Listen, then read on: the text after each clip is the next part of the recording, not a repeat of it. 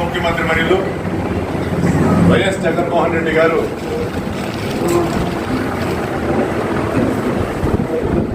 పాదయాత్ర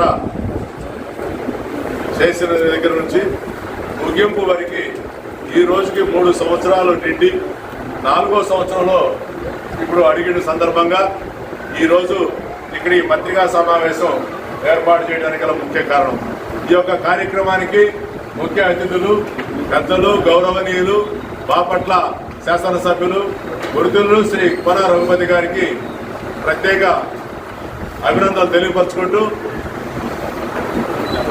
ఆ పాదయాత్రలో ఇచ్చినటువంటి ప్రతి అంశాన్ని మరి మన యువ ముఖ్యమంత్రి వర్యులు అమలుపరుచుకుంటూ ఆంధ్ర రాష్ట్రంలో దశ దిశ మొత్తం కూడా నిర్ణయించి ఆయన నడిపిస్తున్నటువంటి ఈ ప్రజా పరిపాలన చాలా ఆమోదయోగ్యమైన పరిపాలన నడిపిస్తూ ఉన్నారు. ఈ సందర్భంగా వారికి ప్రత్యేక కృతజ్ఞత తెలియపరచుకుంటూ ఈ ఒక కార్యక్రమానికి ఇచ్చేసినటువంటి వైఎస్ఆర్ కాంగ్రెస్ పార్టీ పెద్దలకు నాయకులకు అలాగే పత్రికా మీడియా వారికి ప్రింట్ అండ్ ఎలక్ట్రానిక్ మీడియా అందరూ కూడా నా యొక్క నమస్కారాలు తెలియపరచుకుంటున్నాను. ఈరోజు మరి జగన్మోహన్ రెడ్డి గారి పరిపాలన మీరందరూ చూస్తూనే ఉన్నారు. ఎంతో పేద బడుగు బలహీన వర్గాలతో పాటుగా ఇతర కులాలను కూడా సమీకరణ చేసుకుంటూ అందరికీ ఆమోదమైనటువంటి పరిపాలన కొనసాగిస్తూ ప్రతి ఒక్కరికి నేనున్నాననే భరోసా ఇస్తూ ఈ రాష్ట్రాన్ని అభివృద్ధి పథంలో తీసుకెళ్లినటువంటి గౌరవ ముఖ్యమంత్రి వర్యుల గురించి ఎంత చెప్పినా తరవతేరంది. ఈ రోజున మరి మేనిఫెస్టోలో ఇచ్చిన అంశాలు కాకుండా ఆ నవరత్నాలు 9 కాకుండా ఇంకా ఎన్నో వినూత్నమైన పథకాలను అమలు పరుచుకుంటూ మరి ఫీజు రీఎంబర్స్మెంట్ కానీ ఆరోగ్యశ్రీ కానీ అమ్మఒడి కానీ లేదు విద్యా బోధనలో ఎన్నో రకాలైన వసతులు ఉన్నాయో వసతి దీవెన అని చెప్పి మరి డ్వాక్రా గ్రూపుల వాళ్ళకు కూడా రుణమాఫీలు చేసి ఇవాళ దాదాపుగా రాష్ట్రంలో 35 లక్షల మందికి మరి ఇళ్ల స్థలాలు ఇచ్చి వాటిలో మరి మన బాపట్ల పట్టణానికి ప్రత్యేకంగా సెంటున్నర ఇవ్వడానికి ప్రధాన కారణం మన శాసనసభ్యులు కోన రఘుపతి గారు. మరి ఎక్కడా కూడా పట్టణాల్లో సెంట్ ఇస్తుంటే బాపట్లకు సెంటున్నర తీసుకొచ్చిన ఘనత కూడా మన రఘుపతి గారికి దక్కుతుందని సభాముఖంగా తెలియపరచుకుంటూ మరి అదే కాదు అలాగే ఇప్పుడు ఇవాళ కట్టుకుంటున్న ఇళ్లకి ప్రతి ఒక్కరు కూడా సొంత గృహం ఏర్పాటు అవ్వాలనే ఉద్దేశంతో కాస్త ఇబ్బందికరమైనా కూడా మరి ప్రతి ఒక్కరు ఈరోజు దాదాపుగా 70% కన్స్ట్రక్షన్ జరిగింది. ఈ మధ్యనే అందరూ కూడా ఒక విడత వాళ్ళ అకౌంట్లో కూడా మరి డబ్బులు పెడతాం జరిగింది. మరి మొన్న ఈ మధ్యకాలంలో దీన్ని కూడా ఆపాలని ప్రతిపక్షాలు ఎన్ని కుట్రలు పూరినా కూడా అవి కూడా తోసిపుచ్చి కోర్టు కూడా మరి ఈ రోజున గృహాలందరికీ ఆమోదమైన నివాస గృహాలుగా ఏనాడు లేని విధంగా లేఅవుట్లు వేసి 30 అడుగుల రోడ్లు తీసి మరి ఎలక్ట్రిసిటీ కానీ డ్రైనేజీ రోడ్లన్నీ కూడా కల్పిస్తూ మౌలిక వస్తువులన్నీ కూడా ఈ రోజున అభివృద్ధి పదంగా నడుస్తూ ఉంది. ఇలాంటి ముఖ్యమంత్రి చేస్తున్న పనులకి మనం సంఘీభావంగా ఆ రోజు పాదయాత్ర జరిపిన దాన్ని 3 సంవత్సరాలు నిండిపోయి 4వ సంవత్సరంలోకి విచ్చేసిన సందర్భంగా ఇక్కడ ఈ యొక్క కార్యక్రమాన్ని ఏర్పాటు చేస్తూ మన శాసనసభ్యుల వారి ద్వారా ఆ కేక్ కటింగ్ కూడా జరుపుకోవాలని చెప్పి కోరుకుంటూ ఈ అవకాశం ఇచ్చినటువంటి పెద్దలందరూ ధన్యవాదాలు తెలుపుతూ వస్తారు. ముఖ్య అతిథిగా వచ్చే బాపట్ల శాసనసభ్యులు గారికి ఈనాటి కార్యక్రమ అధ్యక్షత వహించినటువంటి గవర్నర్ ప్రెసిడెంట్ నరసింహ ప్రకాష్ గారికి కార్యక్రమాలు వైఎస్ఆర్ కాంగ్రెస్ పార్టీ నాయకులకు కార్యకర్తలకు అదేవిధంగా ప్రింట్ ఎలక్ట్రానిక్ మీడియా వారికి శుభనందనలు.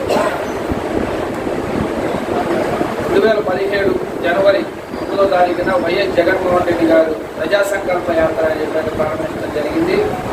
అది నిన్నటికి 3 సంవత్సరాలు పూర్తి చేసుకున్న సందర్భంగా జగన్మోహన్ రెడ్డి గారు ప్రజా సంకల్ప యాత్రలో ఏ విధంగా అయితే ప్రజల కష్ట సుఖాలు తెలుసుకొని ప్రజలకి చేరువుగా దగ్గరగా ఉండాలనే ఉద్దేశంతో మేనిఫెస్టోలు తయారు చేసి మేనిఫెస్టోలే కాకుండా దాంట్లో ఉన్న కొత్త అంశాలు కూడా కొన్ని మరి తీసుకొచ్చి ఆయన ప్రజలకి సంక్షేమ పథకాలన్నీ కూడా తీసుకురావడం జరిగింది. మరి ఎంతోమంది ముఖ్యమంత్రులు చేస్తున్నారు.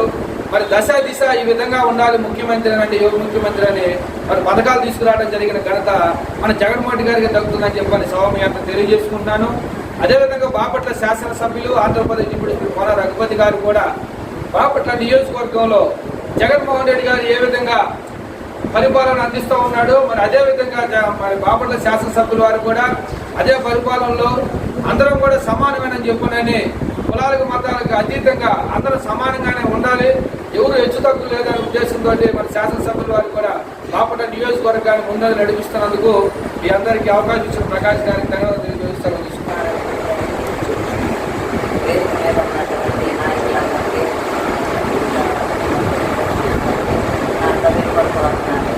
ఈరోజుకి జగన్మోహన్ రెడ్డి గారు పాదయాత్ర మొదలుపెట్టి 3 సంవత్సరాలు సందర్భంగా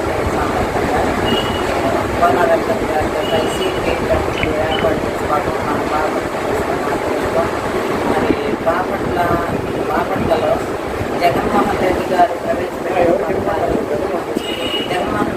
ప్రవేశపెట్టిన పథకాలు నవరత్నాలు అన్న భాగంలో అన్ని అర్హులైన వారికి అందరికీ అందాలి అనేటువంటి జగన్మోహన్ రెడ్డి గారి నాయకత్వాన్ని బలపరుస్తూ ఈ బాపట్ల పట్టణంలో మరి కోన రఘుపతి గారు ఎంతో శ్రమపడి ఎంతో అభివృద్ధి చేయడానికి కానీ ప్రజల పట్ల ఆయన చిత్తశుద్ధితో ఎంతో కష్టపడ్డందుకు ఆయనకి సభముఖంగా ధన్యవాదాలు. అదేవిధంగా జగన్మోహన్ రెడ్డి గారు ముఖ్యమంత్రులందరూ ఓటేయడానికి మాట్లాడతారు, కానీ అవి అయిపోయిన తర్వాత నెరవేర్చరు. కానీ జగన్మోహన్ రెడ్డి గారు అయితే ఆ నవరత్నాలు ప్రతి ఒక్కటి వరుసగా ఆయన ప్రవేశపెట్టుకుంటూ వస్తూ వాటితో పాటుగా ఇంకా హామీ ఇవ్వనే వాగ్దానాలు ఇవ్వనే అవకాశాలు కూడా ఆ వాగ్దానం ఇవ్వని అవన్నీ కూడా ప్రజల కోసం వెచ్చిస్తూ తమ ధనాన్ని తమ ఆర్థికంగా కానీ తన ఆరోగ్యాన్ని కానీ లెక్క చేయకోకుండా అసలు నిత్యం ప్రజలకి ఏదో చేయాలనే తపనతో అన్నీ ఇంకా ప్రవేశపెట్టిన విధానాలు కూడా ఎక్కువగా చేస్తున్నాడు. అంతా చేయాల్సిన ముఖ్యమంత్రి గారు ఎవరిని నేను చూడలేదండి. నేను ఇంతవరకు ఎంతో కష్టకాలం రాజధాని విభజించారు కాబట్టి ఏమీ లేదు. ఇప్పుడు చంద్రబాబు నాయుడు గారు ఉన్నప్పుడు కూడా ఏమీ లేదు. మన రాజధాని వేరుగా పోవటమే మన దురదృష్టం. కానీ జగన్మోహన్ రెడ్డి గారు కష్టకాలంలో కూడా కరోనాలో కూడా పేషెంట్లకి మరి కరోనా వచ్చిన వాళ్ళకి ప్రతి ఒక్కరికి వైద్యం అందించిన ఘనత జగన్మోహన్ రెడ్డి గారికి.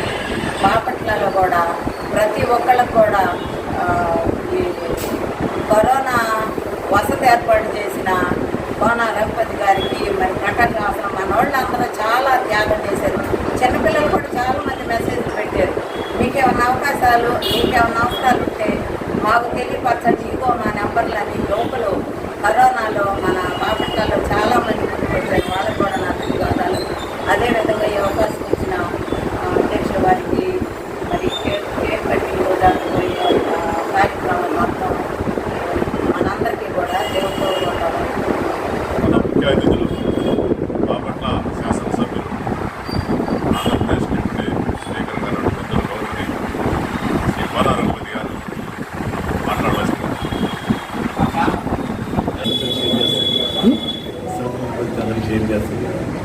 145 కిలోమీటర్లు సుదీర్ఘమైనటువంటి పాలన. ఎన్నో లక్షల మంది జనాభాని ఈత బలిగిన బడుగు వర్గాలు అణగారినటువంటి వాడు, అన్యాయం కాబట్టి వాడు, ఇబ్బందులు ఉన్నటువంటి వాడు, వీరందరినీ కూడా కలుసుకుంటూ జరిగినటువంటి ఆ యాత్ర ఎన్నో తీపి జ్ఞాపకాలు మిగిల్చిందని చూసాం. గతంలో ఎప్పుడో పురాణాల్లో మనం చదువుకున్నాం. రాజుగారు కొడుకుని యువరాజుగా ప్రకటించాలన్నప్పుడు దానికన్నా ముందర ఒక సామాన్యుడి జీవితం గడపడానికి ఋషుల దగ్గరికి ఆశ్రమాలకు పంపించి చదువులు చెప్పించి ఒక సామాన్యుడిగా వాళ్ళతో కలిసి జీవించేటువంటి విధానం నేర్పారు. ఈరోజు మన గౌరవ ముఖ్యమంత్రి మనకెంతో ఆత్ముడు అయినటువంటి జగన్మోహన్ రెడ్డి గారు కూడా ఈరోజు ముఖ్యమంత్రి స్థానాన్ని ఆయన చేరాలంటే ముందుగా అది కాకతాళీయమో కావాలని జరిగిందో తెలియదు, కానీ నిజంగా మన అదృష్టంగా నేను భావిస్తాను.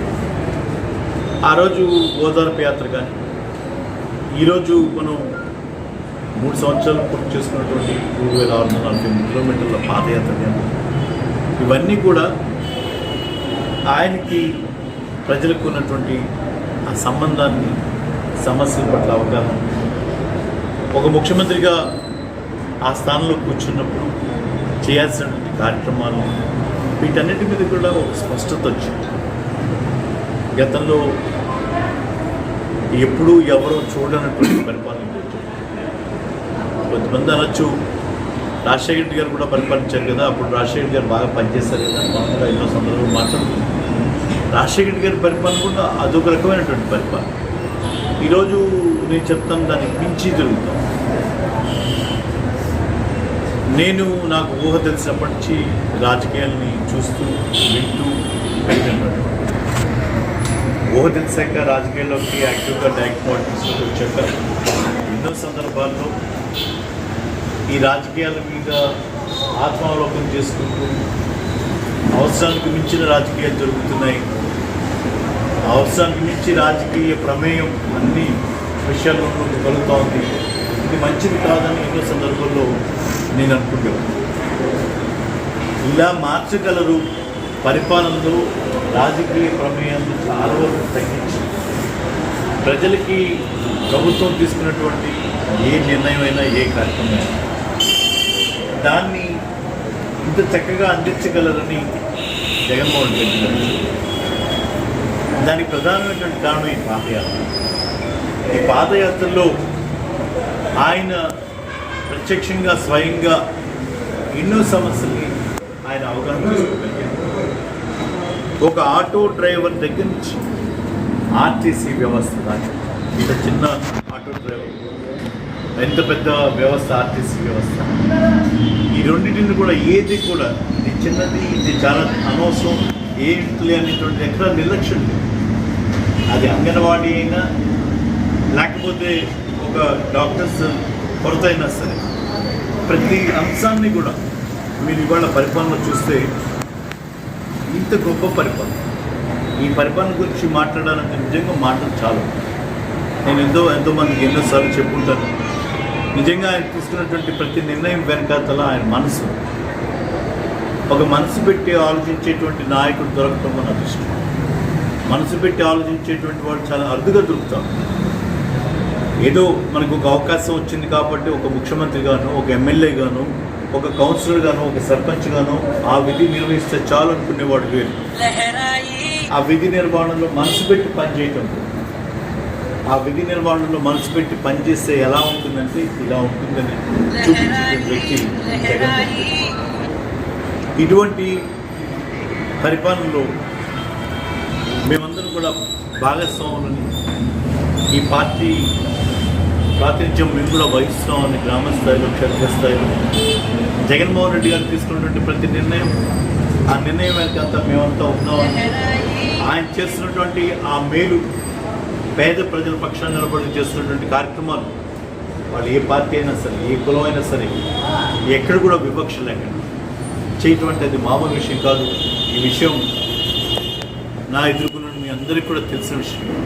మీరు కూడా ఎంతోమంది రాజకీయ నాయకులు చూశారు, ఎంతోమంది పరిపాలనలు చూశారు. ఏ రకంగా కక్ష సాధింపు చర్యలు ఉంటాయి, ఏ రకంగా ఒకరికి ఉన్నటువంటి హక్కుని కాలరాస్తారు, ఇవన్నీ గతంలో ఎన్నో సందర్భాలు మనం చూసాం. కానీ ఇప్పుడు 2.5 సంవత్సరాలు ఊహించుకొని మరి దాదాపు 2 సంవత్సరాల 8 నెలల కాలం, ఈ 2 సంవత్సరాల 8 నెలల కాలంలో ప్రతిపక్షాలని నేను ఒకటే అడుగుతాను, ఏ ప్రజలైనా మాకు ఇబ్బంది జరిగిందని మీ దగ్గరకు వచ్చి అధికార పార్టీ వాళ్ళు మాకు అన్యాయం చేశారను, అధికార పార్టీ వాళ్ళు మాకు వివక్షత గురి చేశారను, మేము ఈ పార్టీ వెంబడి తిరిగాం కాబట్టి మాకు పని చేయట్లేదను ఎవరైనా మీకు వచ్చి ఇంతవరకు ఎవరైనా చెప్పుకునేటువంటి సందర్భం ఉన్నదని అడుగుతాం. ఇది నిజంగా ఒక్కసారి అందరూ కూడా ఆలోచించుకోవాలి.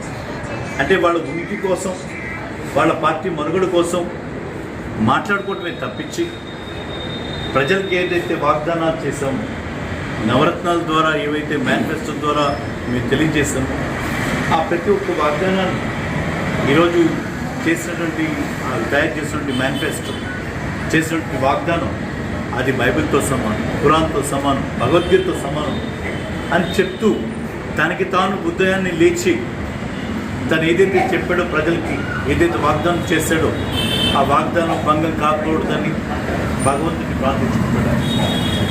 అటువంటి శక్తిని ఇవ్వాలని భగవంతుని ప్రార్థించుకుంటాడు. ఈ అవకాశం ఇచ్చినటువంటి ప్రజల్ని గుర్తు చేసుకుంటాడు. ఆ ప్రజలకి తను చెప్పిన మాట నెరవేర్చాలి. ప్రజలకి ఒక మాట చెప్పొచ్చాను, ఆ మాట నెరవేర్చడానికి భగవంతుడి సహకారం ఉంటారు. నన్ను నమ్మి ఓట్లు వేసి నాకు ఈ అవకాశం కల్పించినప్పుడు ప్రజలకి నేను లోబడి ఉంటాను, వాళ్ళకి మేలు చేయాలి అనేటువంటి ఎంత గొప్ప సంకల్పంతో ఈరోజు ఒక ముఖ్యమంత్రి తన ధర్మాన్ని నిర్వర్తిస్తున్నప్పుడు మరి కొంతమందికి అర్థం కాకను, లేకపోతే కొంతమంది కావాలను లేనిపోని అభాండాలు వేసి మంచి జరుగుతున్నటువంటి విషయాన్ని బయటికి రాని కంటే ఆ మంచి గురించి మాట్లాడేటువంటి మనసు ఎట్లా లేదు. కనీసం దాన్ని విపరీతార్థాలు తీస్తూ కోడిగుడ్డు మీద ఈకలు ఏడదాం అన్నట్టుగా ఆ చందాలు ఉన్నటువంటి ప్రతిపక్షాలు ఉన్నటువంటి దురదృష్టకరం. ఈరోజు చెప్తుంటారు చాణక్యుడి నీతిలో కూడా, రాజు బలవంతుడైనప్పుడు, మంచి పరిపాలన అందిస్తున్నప్పుడు, విద్యతో నడుస్తున్నప్పుడు అరాచక శక్తులు, ప్రత్యర్థులు అందరూ కూడా ఏకమవుతారని చెప్పి చెప్తాం. ఈరోజు మనం కూడా చూస్తాం ఆ శక్తులన్నీ కూడా ఏకమై జగన్మోహన్ రెడ్డి గారి మీద దాడి చేయాలని చూసిన ప్రజాక్షేత్రంలో ప్రజలే ఆయనకి రక్షణ కవచాలాగా నిలబడి జరిగిన ప్రతి ఎన్నికలో మేమున్నాం అని చెప్పి ఆయనకి ఇంత పెద్ద ఎత్తున వాళ్ళ ఓట్ల రూపాన ప్రజాస్వామ్యంలో వాళ్ళ అభిప్రాయాన్ని వ్యక్తపరిచిన అసలు అభిప్రాయం ఏమీ లేదన్నట్టుగా, రేపు మళ్ళా వస్తాం అన్నట్టుగా, రేపు అన్ని సీట్లు మేము కంటెస్ట్ చేస్తాం అంటాడు, రేపు మాదే అంటాడు, రేపు చూద్దాం అంటాడు. అంటే ఎక్కడ కూడా ప్రజాభిప్రాయాన్ని గురించి వాళ్ళకి పట్టలేదు, ప్రజాభిప్రాయం గురించి ఆలోచించట్లేదు వాళ్ళెవరు. వాళ్ళు ఆలోచిస్తుందల్లా వాళ్ళ పార్టీ మనుగడల గురించి, వాళ్ళ వ్యక్తిగత స్వార్థం గురించి, వాళ్ళ వ్యక్తిగత అవసరాల గురించి తప్పించి ఇక్కడ ఎక్కడ కూడా జరుగుతున్న దాని మీద ఇగో ఇలా కాదు, ఇలా చేయండి, మేము రేపు అధికారంలోకి వచ్చావు, మీ అధికారం పొందారు, అధికారం పొందినప్పుడు మీరు మాటలు చెప్పారు, ఈరోజు ఇలా జరుగుతోంది, మీరు చెప్పిన దానికి భిన్నంగా జరుగుతోంది, ఇది తప్పు అని చెప్పేటువంటి ఏ ప్రతిపక్ష పార్టీ లేదు. ఇవాళ ఏదీ లేక ఏదో ఒకటి క్రియేట్ చేసుకుని వెళ్ళడానికి ప్రయత్నం చేస్తున్నటువంటి పరిస్థితి. దయచేసి నేను అడుగుతూ ఉన్నాను, స్వయంగా ప్రతిపక్ష పార్టీలు అన్నిటినీ కూడా వాళ్ళ గుండె మీద చేసుకొని ఈరోజు జరుగుతున్నటువంటి ఒక సంక్షేమ పరిపాలన, ఈరోజు జరుగుతున్నటువంటి ప్రజారంజకమైనటువంటి పరిపాలన, ఈరోజు జరుగుతున్నటువంటి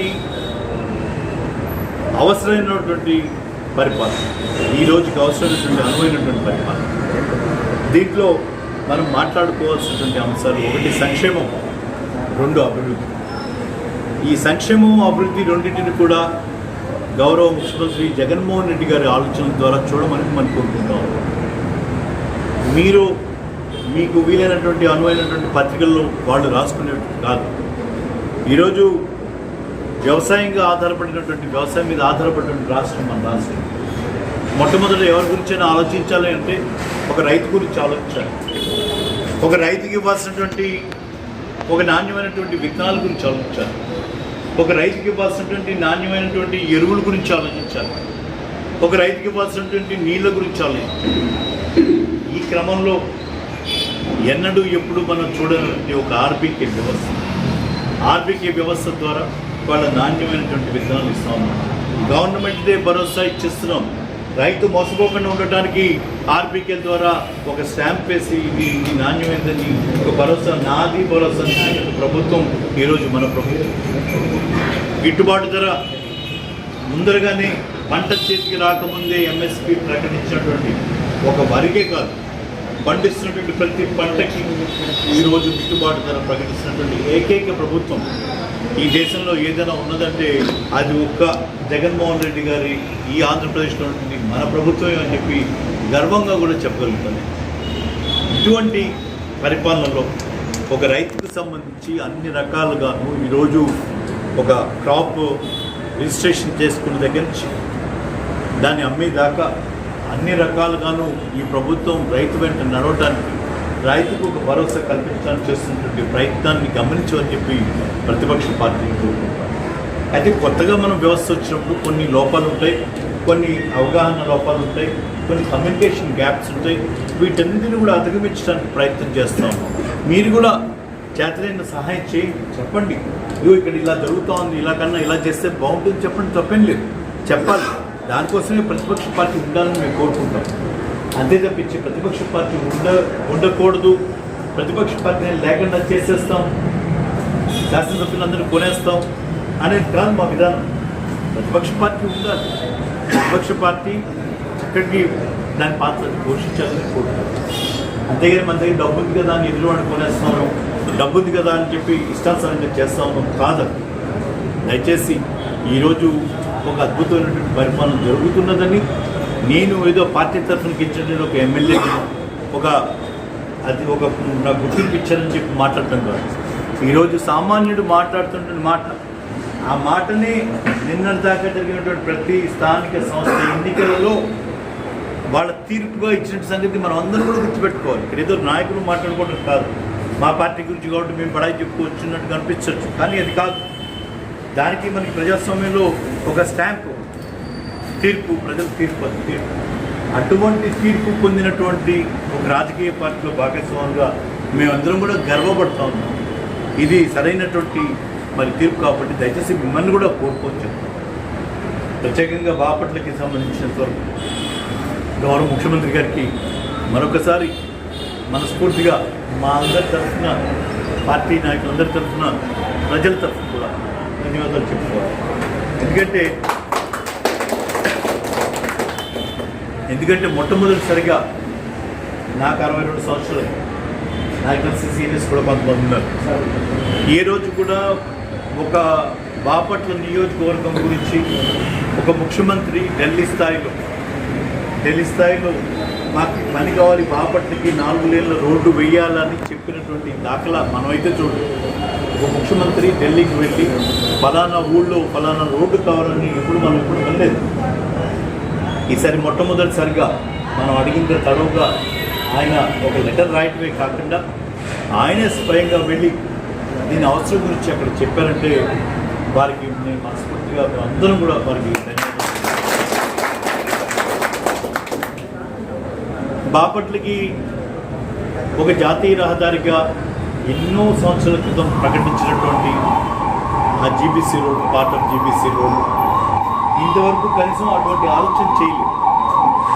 ఈరోజు బైపాస్ రోడ్డు 4 లేన్ చేయించుకున్న తర్వాత కొద్ది నెలల్లోనే ఆ బైపాస్ రోడ్డు రెడీ అవుతున్న సందర్భంలో ఇవాళ దీన్ని మళ్ళా తిరిగి తీసుకురావడం అంటే అది ఎంత కష్టం మీ అందరూ కూడా తెలుసు.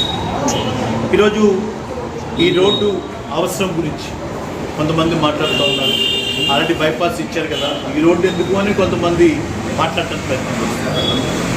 నేను వాళ్ళందరికీ కోరుకునేది ఒకటే, ఈరోజు మనం ఉన్నటువంటి రథంబజార్ రోడ్డు కానీ, ఆలిసోముడి రోడ్డు కానీ, ఉన్న జీబీసీ రోడ్డు కానీ, ఇవన్నీ కూడా మన బాపట్లో ఉన్నటువంటి కమర్షియల్ ఏరియా, వీటిని ప్రొటెక్ట్ చేసుకోవాలి. ఇక్కడ వ్యాపారస్తుల ఇంట్రెస్ట్ మనం కాపాడాలి, ఇక్కడ కూడా వ్యాపారం సాగాలి.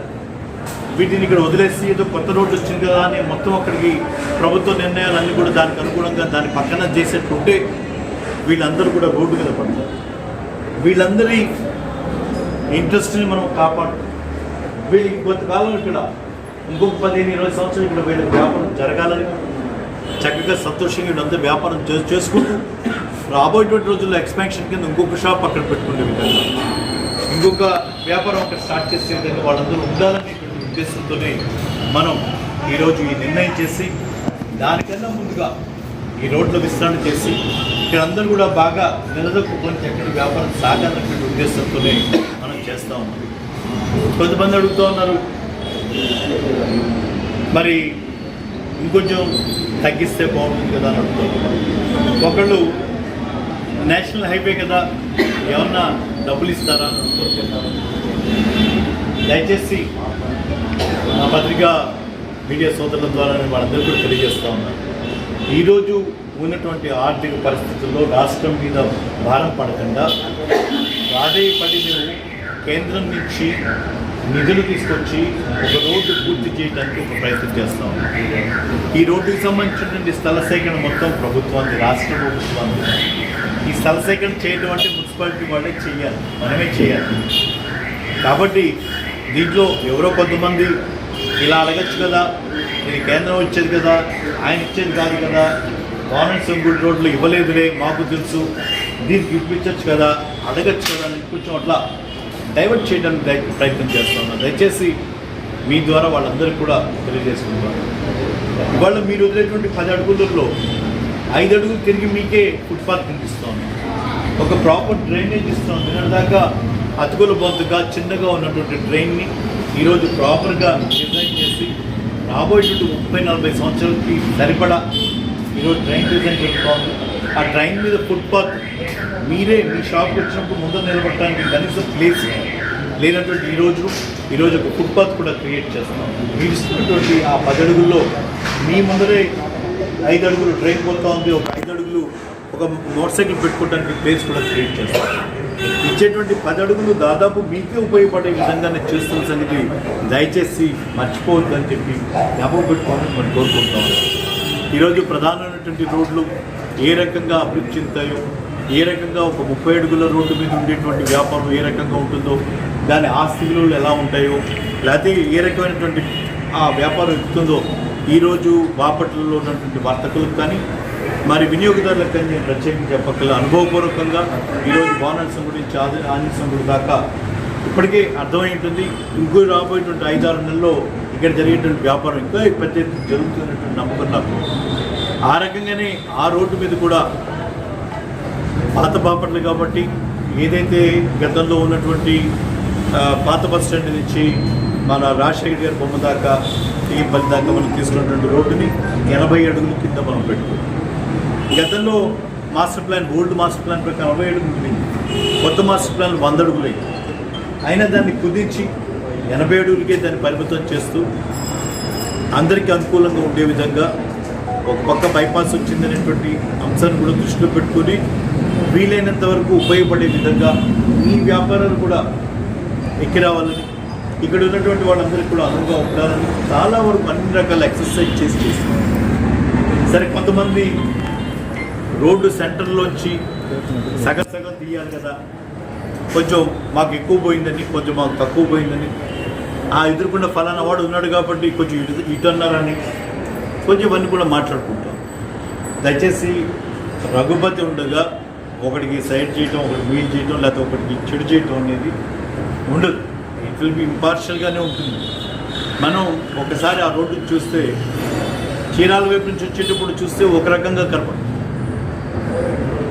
సీల్ రోడ్డు వైపు నుంచి చూస్తే ఒక రకంగా కనపడుతుంది. పాత బస్ స్టాండ్కి వచ్చేప్పటికి సగం రోడ్డు ఆగిపోయి సగం రోడ్డే వెళ్ళినట్టుగా ఉంటుంది. నేను అదే రోడ్డుని కొనసాగించాలంటే ఒక పక్కే మొత్తం కొట్టుకుంటూ పోవాలి. ఆ పక్క నుంచి చూస్తే ఈ పక్క నుంచి చూస్తే ఒక రకం కనపడుతుంది, ఈ రకంగా ఈ పక్కన చూసినా రకరకాలుగా ఉంది. ఒక దగ్గర ప్రభుత్వ భూమి 38 అడుగులే ఉంది, ఒక దగ్గర 60 అడుగులు, ఒక దగ్గర 45 అడుగులు. రకరకాలుగా అతుకులుగా ఉన్నటువంటి పరిస్థితి మనం దాంట్లో చూస్తున్నాం. వీటన్నిటిని కూడా ఒక అలైన్మెంట్లోకి తీసుకెళ్ళడానికి ప్రయత్నం చేస్తాం.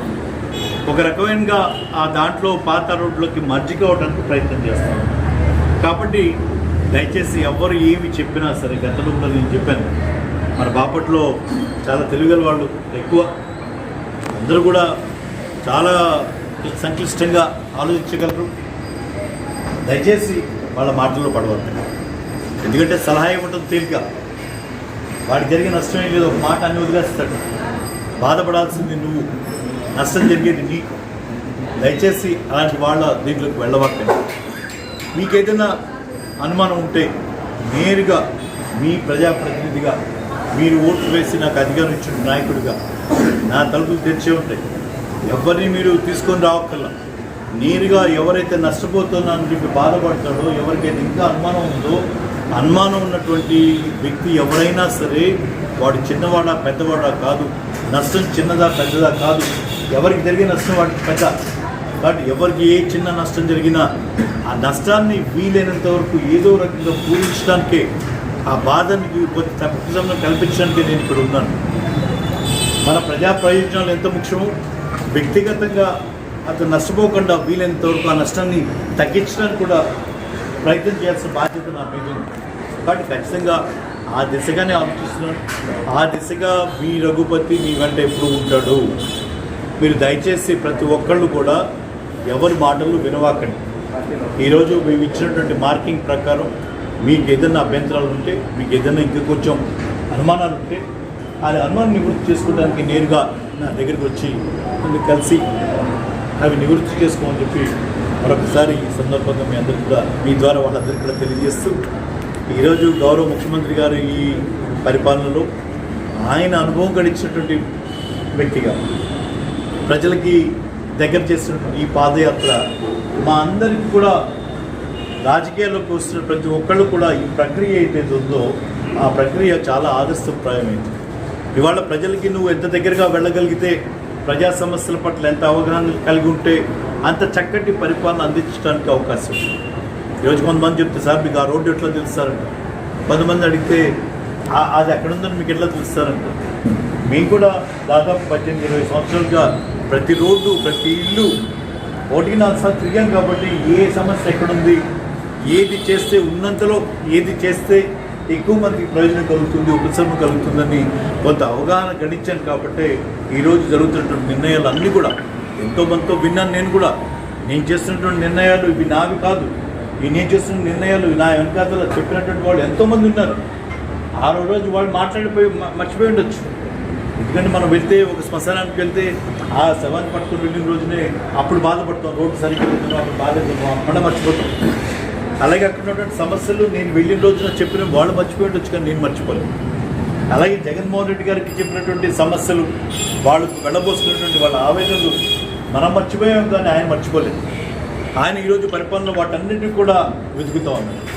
ఒక్క ఎగ్జాంపుల్ చెప్పి క్లోజ్ చేస్తాను.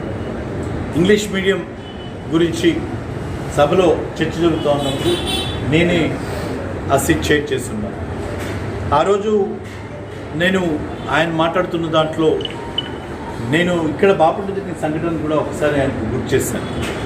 బాపట్లో కొంతమంది మహిళలు శ్రీనివాస మహల్ సెంటర్లో వారిని కలిసి అడిగినటువంటి మాటలు ఇవాళ కూడా నాకు గుర్తున్నాయి.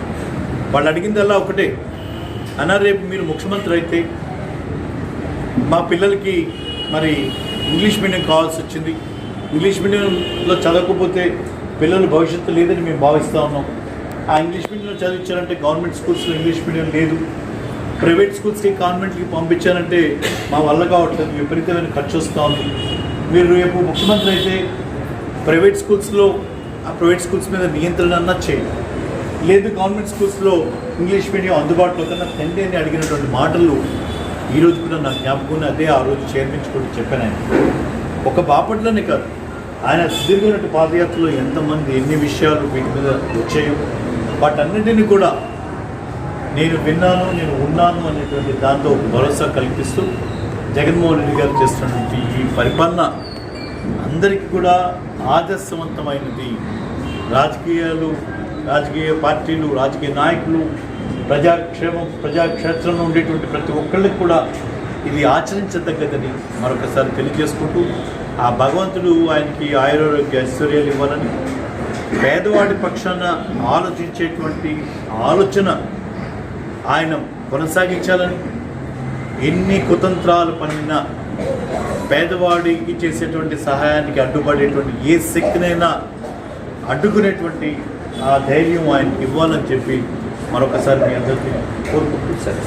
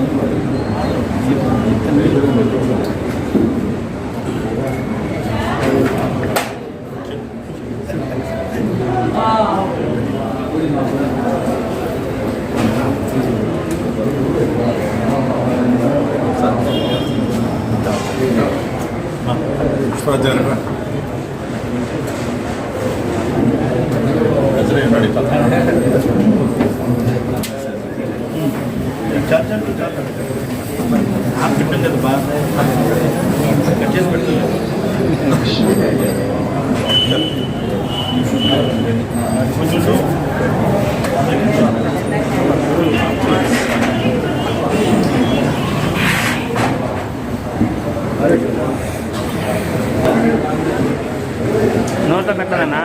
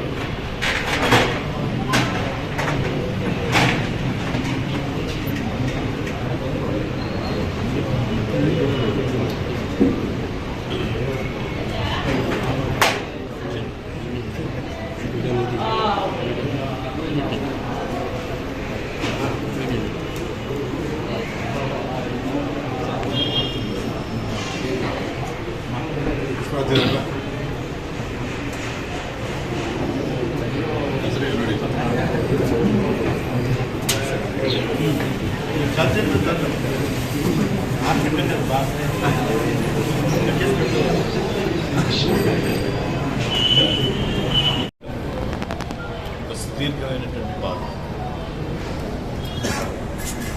ఎన్నో లక్షల మంది జనాభాని పేద బలహీన బడుగు వర్గాలు, అణగారినటువంటి వాడు, అన్యాయం కాబట్టేవాడు, ఇబ్బందులు ఉన్నటువంటి వాడు, వీరందరినీ కూడా కలుసుకుంటూ జరిగినటువంటి ఆ యాత్ర ఎన్నో తీపి జ్ఞాపకాలు గురించిందని గతంలో ఎప్పుడో పురాణాల్లో మనం చదువుకున్నాం.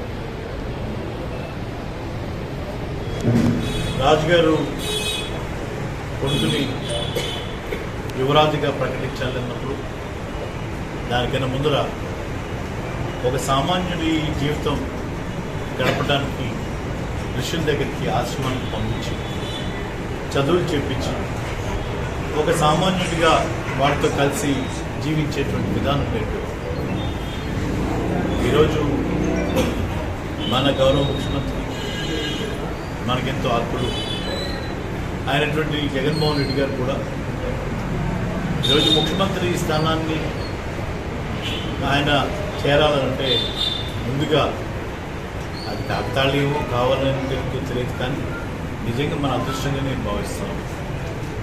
ఆ రోజు ఓదార్పు యాత్ర కానీ ఈరోజు మనం 3 సంవత్సరాలు పూర్తి చేసుకున్నటువంటి 3640 కిలోమీటర్ల పాదయాత్ర కానీ ఇవన్నీ కూడా ఆయనకి ప్రజలకు ఉన్నటువంటి ఆ సంబంధాన్ని, సమస్యల పట్ల అవగాహన, ఒక ముఖ్యమంత్రిగా ఆ స్థానంలో కూర్చున్నప్పుడు చేయాల్సినటువంటి కార్యక్రమాలు, వీటన్నిటి మీద కూడా ఒక స్పష్టత వచ్చింది.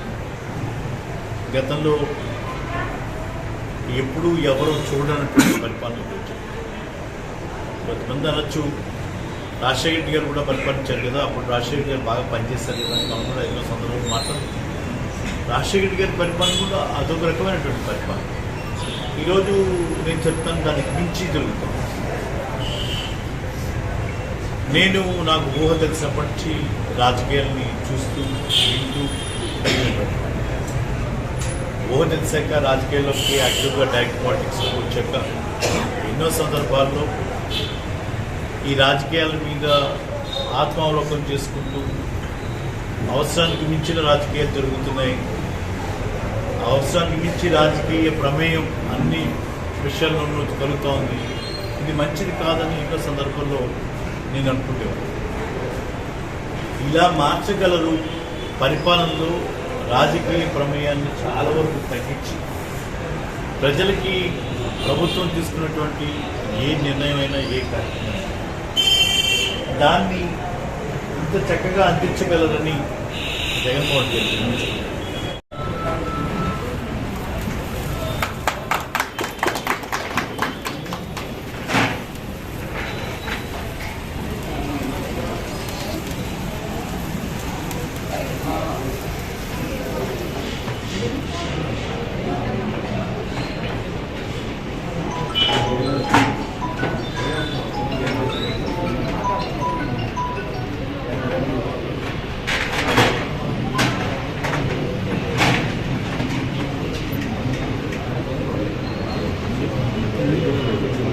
आप